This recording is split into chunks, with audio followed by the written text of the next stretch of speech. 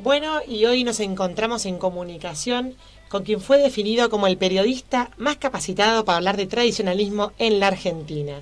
Raúl Oscar Finucci es el director de la revista El Tradicional, es periodista, tiene un programa de radio también en Radio Splendid AM990 y es el autor del libro Todos somos gauchos. Muy buenas tardes, Raúl, y muchas gracias por atendernos. Buenas tardes, Elisa. ¿Qué tal? El gusto es mío. La calificación del mejor periodista corre por tu cuenta. Y muchísimas gracias por prestarme tu audiencia y sobre todo un saludo a la gente de Peguajó. Bueno, muchas gracias. Raúl, en general nos gusta arrancar las notas cuando la gente es así tan conocida en el medio como es usted. Nos gusta arrancar las notas empezando a preguntar ¿dónde fue que nació usted y cómo fue su infancia? Bueno, yo nací en General San Martín, en Buenos Aires, un partido muy grande del conurbano, pero que está pegadito a la capital por medio de la General Paz, lo une básicamente la avenida San Martín. Es la verdadera ciudad de la tradición, que no influyó en mí por eso, pero es la verdadera ciudad de la tradición porque a 30 cuadras de la plaza está la Chacra Pueyrredón, donde nació José Hernández. Así que si hay una ciudad de la tradición, por más que haya ciudades hermosas, que tienen mucha tradición, y y muchas fiestas, la verdadera ciudad de la tradición, obviamente, es donde nació José Hernández, porque si no hubiera escrito el Martín Fierro, no tendríamos hoy un culto dedicado al gaucho, ¿no? A la tradición. Eso es verdad, eso es absolutamente así. Raúl, ¿y su infancia se desarrolló ahí? Mi infancia, como diría Serrat, son recuerdos de un patio de Sevilla. Mi infancia es muy linda, porque mi padre era médico, una familia tipo, hermana, muchos primos, mucha familia, viviendo en un barrio como San Martín, y como te decía, hijo de un médico, con mucha relación social dentro de lo que era la pequeña sociedad sanmartinense, no te diría de antaño, pero tengo 58 años, o sea que la sociedad hace unos 50 años era muy distinta a la de ahora. Había reuniones de profesionales, de los clubes sociales del pueblo, de lo que era, antes se le llamaba el pueblo, siempre fue una ciudad enorme, San Martín, sí. Pero realmente muy linda, con mucha gente amiga y ya te digo, mucha familia, bueno, todo eso. La famosa mesa de Navidad de 46 personas se va reduciendo cuando algún tío se desaparece, los primos se casan y bueno, y se va todo reduciendo, pero realmente muy lindo recuerdo, muy muy lindo. Raúl, ¿y cuándo fue su primer contacto o cómo fue que usted desarrolló esta afinidad por las cosas del campo? El campo es un misterio en mí. No, pero lo digo en serio, porque mi padre, como te digo, era médico, no tenía campo, lamentablemente,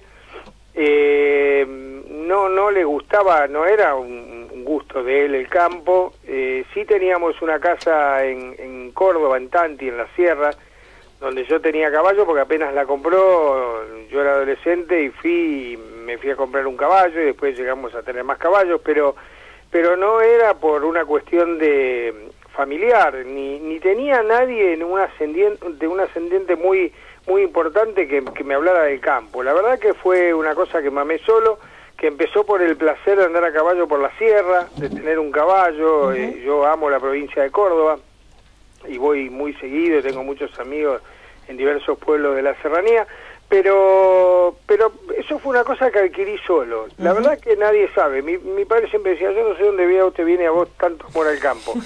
Será la lectura, la investigación, el andar a caballo, el interesarme por las cuestiones del pasado campero argentino.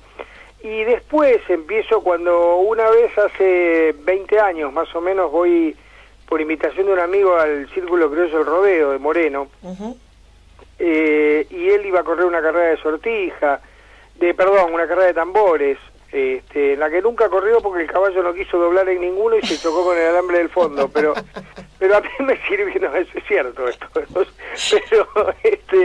pero a mí me sirvió para conocer un centro tradicionalista y empezar a interesarme por lo que hacían, porque a mí me gustaba el campo, a mí me gustaba el caballo es un gran aglutinante en todo esto, sí. La gente se acerca mucho al tradicionalismo a través del caballo, afortunadamente, porque como dice mi amigo y profesor Carlitos Lunardi, en la Argentina el caballo forma parte del paisaje, ¿no? Totalmente. Entonces, así empecé. Bueno, y empecé en el círculo criollo del rodeo a interesarme.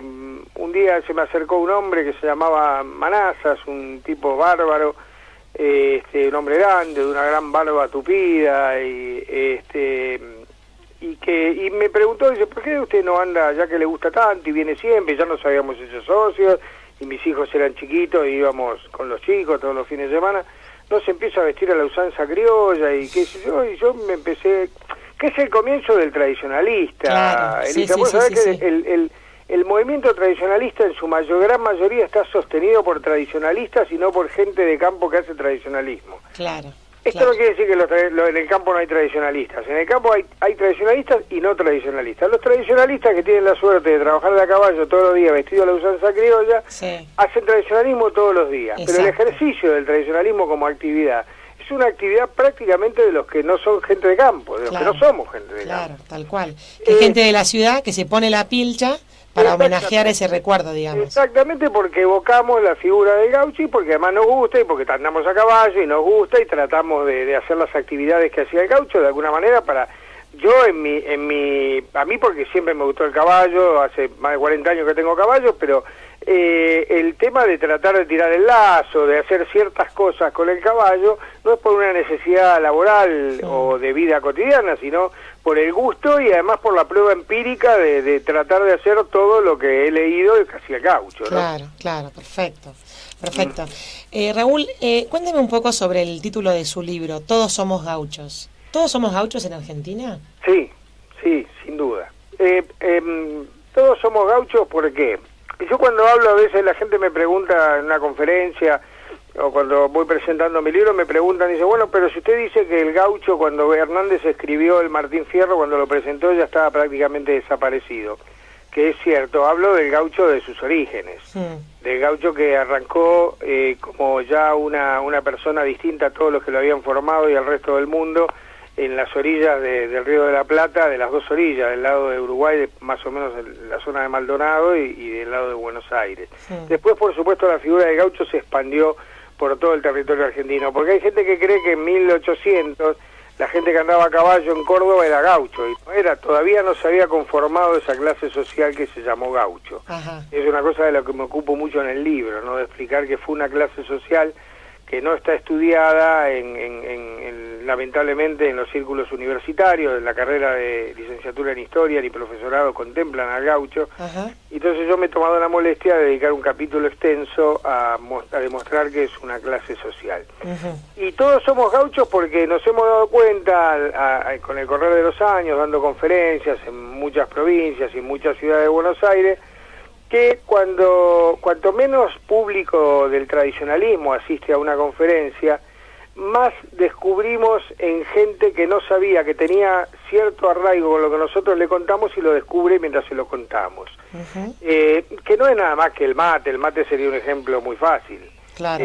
Pero hay muchísimas cosas más que tienen que ver con nuestro acervo cultural, con la tradición gaucha, que forma parte de la vida cotidiana, porque nosotros utilizamos muchos refranes, a veces deformados, o frases que eran del gaucho, y que la gente además piensa que era un léxico especial que tenía el gaucho, o una forma de hablar gaucha, que no era tal. El gaucho es un producto español, sin ningún lugar a duda para mí, para muchos autores mucho más importante que yo también, y lo que hace es utilizar el lenguaje del español antiguo.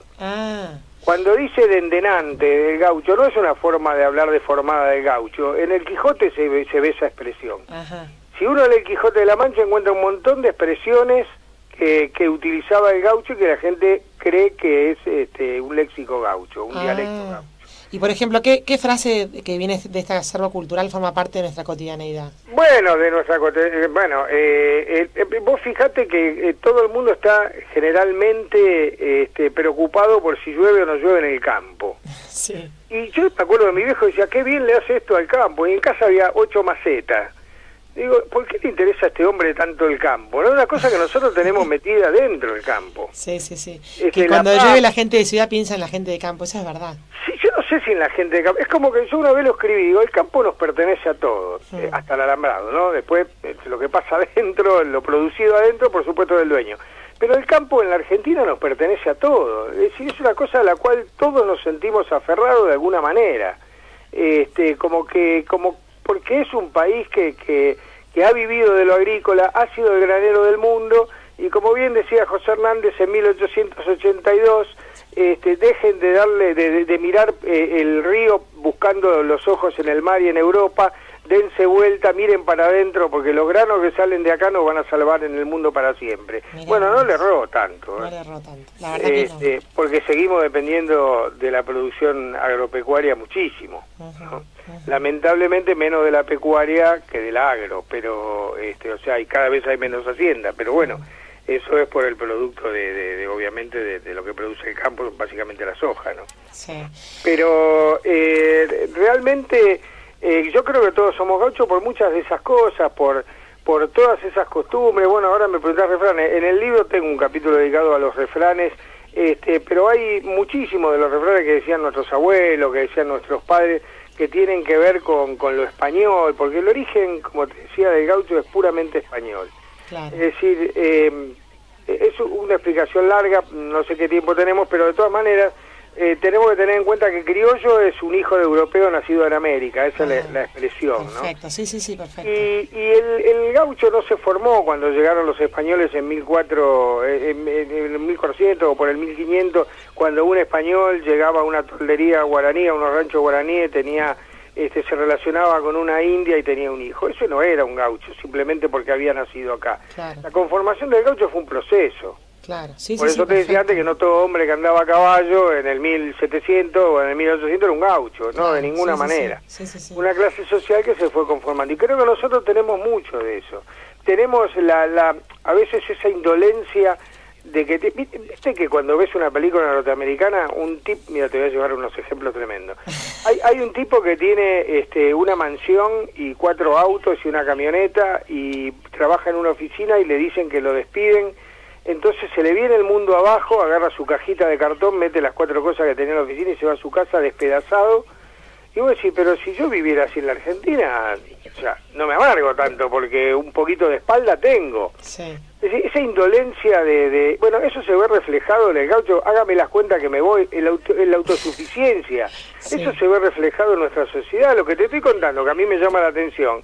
Entonces, porque todos me dicen, bueno, pero al tipo se le cae todo el aparato, tiene que mantener todo esto. Sí, pero vendiendo todo esto vive como un duque 5 años. Sí. Bueno, eso es muy argentino y eso viene, yo creo que viene de aquella época donde el gaucho, por su autosuficiencia, fue absolutamente perseguido.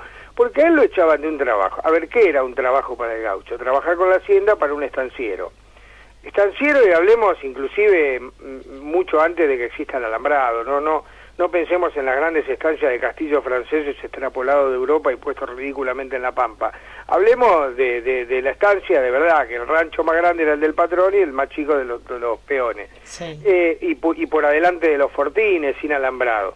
El gaucho tenía ese trabajo, tenía un conchavo, trabajaba con la hacienda, y después si no tenía ese trabajo, con el caballo, el lazo, el cuchillo y la boleadora, comía igual. Sí, era muy libre, ¿no? Claro, era autosuficiente, eso era lo que más le molestaba a las autoridades. Claro, sí. Y Raúl, eso lo tenemos, ¿eh? ¿Y qué son las discusiones bizantinas? Bueno, son discusiones, eso es para que la gente conozca un poquito de qué se trata. Los concursos de recados han generado un ambiente muy lindo. Yo digo que es sobre todo la final que se hace en Palermo, en la pista de Palermo. Cuéntenos para la gente que no sabe qué son los concursos de recados. Bueno, en los concursos siempre ha habido gente que tenía recaditos más lindos que otros.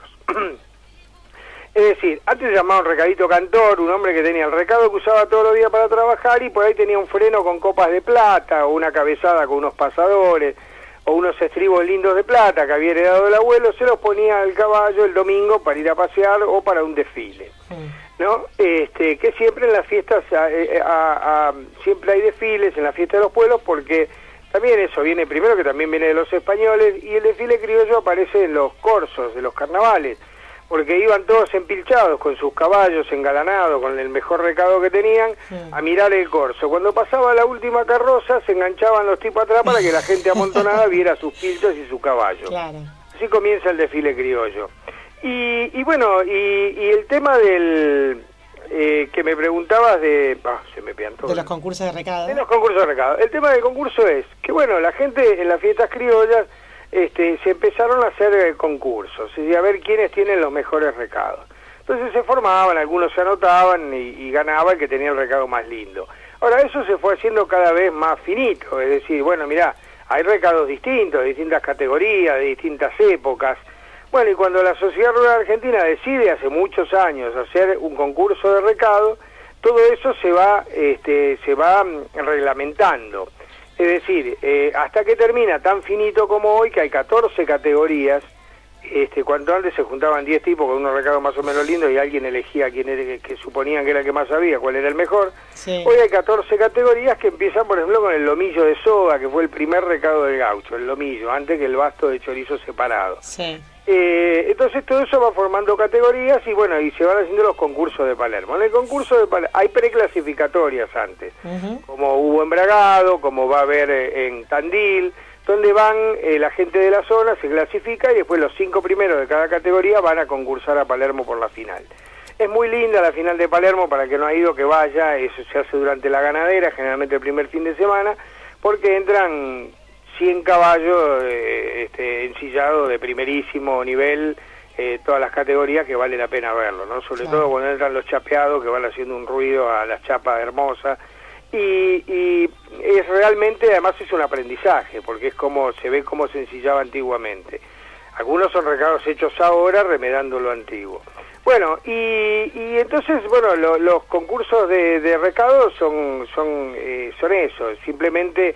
Pero yo digo que eso es como un circo de la Fórmula 1, ¿no? Que va por distintas ciudades, vamos generalmente las mismas 300 personas que tenemos que ver con esos concursos, sí, porque los cubrimos, porque los comentamos, porque somos amigos de los jurados, sí, y además los que participan, y eso ha enseñado mucho, ha servido para enseñar mucho. Cuando te escucho hablar, Raúl, me impresiona la cantidad de historia que tiene lo que vos contás, porque sé que trabajaste con Félix Luna y la verdad es que es realmente un anclaje importante a todo lo que es nuestra historia, ¿no? Nuestra historia como país. Sí, bueno, lo de Félix Luna fueron 5 años, yo aprendí mucho, me hubiera gustado aprender más, me hubiera dado cuenta que necesitaba aprender más. Después, claro. Cuando empecé a editar mi propio periódico, y bueno, me hubiera gustado explotarlo, entre comillas, un poquito más a Félix Luna, pero... yo la verdad que lo que he aprendido que son simplemente cosas, mira, lo que más he aprendido, que más me interesa y que siempre lo repito, es cuando estamos discutiendo sobre... vos me hablabas de las discusiones bizantinas, yo me fui para los concursos... No, pero venimos bien, porque ya yo lo volví a traer con mi pregunta. Bueno, que hay... Mira, cuando a uno le gusta el tema que trata, siempre tiene muchas cosas para contar y entonces van surgiendo. Las discusiones bizantinas son esas, ya en los concursos, por ejemplo, a uno juran que una pilcha va de tal manera o se usaba de tal otra, entonces unos tienen una opinión, otros tienen otra, y se forman discusiones encarnizadas que han separado amigos. Claro. Porque es una pasión, cuando a uno le pica el bichito de esto, realmente es apasionante. Son bizantinas porque a mí me parece tan ridículo que hay cosas que se discuten que son ridiculísimas, que al gaucho estoy seguro que no le importaron nunca. Usted que, como dice mi amigo Emilio Capristo, que es un excelente platero de Escobar, dice, el gaucho no sabía cuándo era nunca. Y es cierto, a ver, lo que perdemos de vista es que el tipo era prácticamente ágrafo, era iletrado, que tenía unos valores extraordinarios que venían de aquella época, de su educación, de su descendencia española, pero realmente tampoco era, viste, un erudito ni un filósofo de Harvard. Entonces lo que hay que tener en cuenta es eso, para no hacer anacronismo con la historia, que es lo peor que se puede hacer. Claro. Y Raúl, ¿y vos considerás que el concepto de tradición o tradicionalista hoy en día como que quizás contrasta con viste que hoy es todo tan progresista, hablamos del futuro para adelante y progreso, ¿no considerás que el concepto quizás tiene como una connotación negativa a veces. Sí, mira, una vez yo le fui a... Sí, no sé, una connotación negativa, no sé, ahí... Cuando... Vos sabés que a José Hernández, cuando era diputado y cuando fue senador, no lo querían, porque decían que hablaba de gaucho, que hablaba del pasado. Ajá. Y ahora estamos hablando de José Hernández. Claro, claro. Yo me acuerdo una vez que le fui a pedir trabajo a un señor muy importante, que generaba editoriales, armaba editoriales muy importantes y después las vendía o pasaba a otra o lo contrataban de otra, no lo voy a nombrar porque no vale la pena. Sí.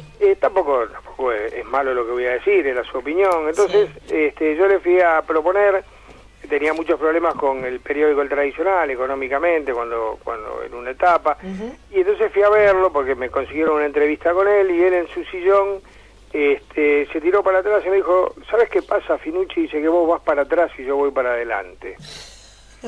Yo no quise decir el nombre porque como sigo pensando que el tipo era un imbécil.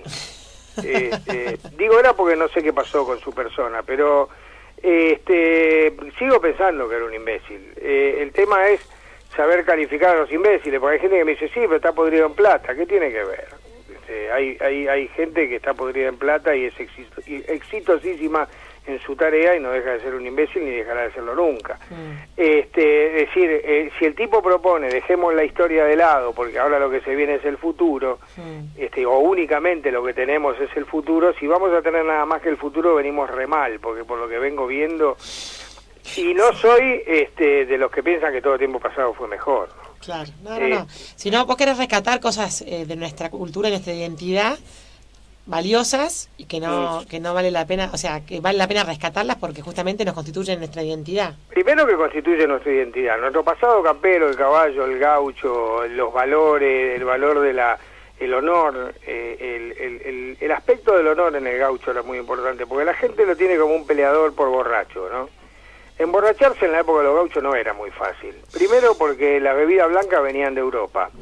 Y había en los boliches, pero no era para cualquiera. Y el vino venía en una tropa de carreta que venían 50 tinajas de barro envueltas en soga para que cuando se golpearan en esparto, para que no se rompían la mitad y había que distribuirle entre toda la pulpería de la campaña bonaerense. Te imaginas cuánto vino podía tomar un tipo. Además, no era bebedor solitario, era bebedor gregario. El gaucho bebía cuando estaba con otros pares jugando a las cartas o haciendo tiempo en un boliche o pasando el tiempo libre, pero no era un bebedor. El problema de la pelea del gaucho era que el honor en la época del gaucho tenía menos paciencia. Claro. ¿Por qué? Porque había otra cultura, porque no había la cultura social de relación que nosotros tenemos ahora. Claro. Si nosotros, aunque terminemos mal esta conversación, y nos vamos a ofender al aire y nos vamos a despedir, chao, hasta luego, gracias por llamar. Claro, en otras circunstancias, y hace 200 años, esto ni termina. Pero nos encontramos afuera con cuchillos, por ejemplo. Claro, no sé, pero qué sé yo, antes dudar de la palabra de un tipo en aquella época y con la carga también de ignorancia que tenían, que hacían que su honor se viera más mancillado, porque lo que nosotros hacemos hoy es ofendernos menos por ciertas cosas, porque tenemos una carga cultural importante. Pero en aquella época no, entonces al tipo dudaban de su palabra y ya era una ofensa tremenda. Claro, o sea, el honor tenía menos paciencia, no intelectualizaban lo que se estaba hablando y ni hablar de ser la mujer del prójimo, ¿no? Por ejemplo, para decirlo en términos bíblicos. Pero realmente es apasionante y hay que entenderlo fundamentalmente sin hacer anacronismo, porque vos sabés que pensar los hechos de hace 200 años con la cabeza de hoy es una falsedad ideológica que hace que la historia se convierta en mentira. Hay historiadores que lo hacen que son muy exitosos. No sé si es por eso que son exitosos. Quiero decir, utilizan ese sistema. Para mí no es bueno, porque además se confunde la historia, ¿no? Claro. Pero realmente la tradición a mí me parece que es importante. Vos sabés que el programa de Radio Espléndida del sábado, yo estoy los sábados y domingos de 5 a 6 de la mañana, un poquito temprano. Pero el del sábado lo empecé diciendo con algo que venía madurando, pero que nunca todavía había expresado así. Es que tengo ganas de empezar a comunicarme seriamente con los centros tradicionalistas, para que dejen de lado el tema nada más que se han focalizado únicamente en tener gente que anda a caballo y explicarle cómo se pone el recado, ¿viste? y algunos enseñan a bailar y otros, que por ahí va un soguero y enseña el arte de la soguería, que me parece perfecto, y deberían tener talleres todos. Pero creo que hoy los centros tradicionalistas tienen una responsabilidad porque no dejan de ser una reserva moral importante. Ajá. El tipo que es tradicionalista tiene algunos valores, que aunque después en la vida de relación o en su vida comercial no los aplique, puede ser, pero conoce ciertos valores que aquellos que sí los aplican en su vida cotidiana podrían transmitirlo a los jóvenes. Claro, no para conformar, no estoy hablando ni de política, ni estoy hablando de nada. Estoy hablando de enseñar, de empezar a formar, aprovechar toda esa cultura que generan los centros tradicionalistas, de los valores del pasado, para volver a aplicarlo y generar gente decente y trabajadora, que la verdad mucho no abunda. Entonces me parece que sería bueno, y eso es una tarea, como dice Tejada Gómez, la tarea que me he propuesto esta mañana. Bueno, espectacular, Raúl. Cuando tengas novedades sobre esos avances de la tarea, volvemos a contactar acá en Citas de Radio, porque suena muy interesante. Le agradezco por esta pequeña clase de historia. No, te agradezco yo a vos. Y bueno, fue una comunicación muy, muy linda. Le agradecemos muchísimo. No, te agradezco. Déjame que te diga que la gente puede entrar a la página web del Tradicional, www.eltradicional.com.ar. Y ayer, Día de la Tradición, que acabamos de estrenar un Twitter, @martuitfierro, Martín Fierro, me parece para transmitir genial. frases del Martín Fierro y reafirmar conceptos, y bueno, hay muchas cosas más, pero en la radio web y todo lo demás, pero eso lo pueden ver en la página, no se trata ahora de ponerme a hacer chivos. Muy bien. Te quiero agradecer muchísimo esta comunicación y que hayan pensado en mí para charlar un rato. Bueno, Raúl Finucci, hombre de tradición, de campo y de medios de comunicación, muchas gracias por conversar con Citas de Radio. No, gracias a vos y un saludo a toda tu audiencia. Adiós.